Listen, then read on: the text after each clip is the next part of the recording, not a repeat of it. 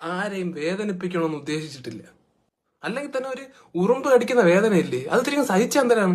നഷ്ടപ്പെടുന്നതാണെങ്കിൽ വെറും ഒരു തുള്ളി ചോര, ഒരു തുള്ളിയൊന്നും ഇല്ല, അരത്തുള്ളിയൊക്കെയാണ് നഷ്ടപ്പെടുന്നത്. ഈ അരത്തുള്ളി ചോര വെച്ച് നിങ്ങൾ എന്തിനു കാണിക്കാനാണ്?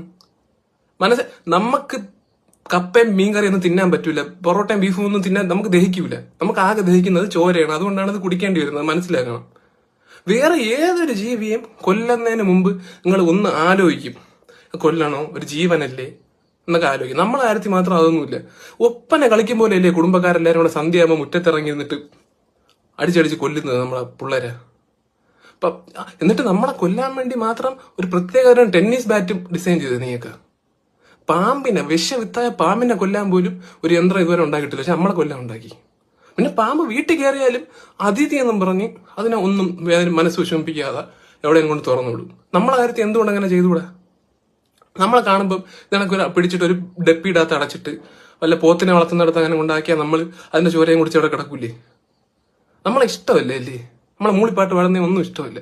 നമ്മൾ എന്തോ ഇടയ്ക്ക് ചില ഡിസീസുകൾ പരത്തി പോകാറുണ്ട് അറിയാതെ, മാരകമായ ഡിസീസ് ആയിരിക്കും ചിലപ്പോൾ. അതിപ്പോ മനുഷ്യന്മാര് പരത്തുന്നില്ലേ? കോവിഡ് പോലത്തെ അസുഖങ്ങൾ മനുഷ്യന്മാരല്ലേ വരുത്തിയത്? എന്നിട്ട് അവരെ നിങ്ങൾ ടെന്നീസ് ബാറ്റിനെ അടിച്ച് കൊന്ന? ഇല്ലല്ലോ. കണ്ണിൽ ചോര വേണം, നീ കുടിക്കാനല്ല, അല്ല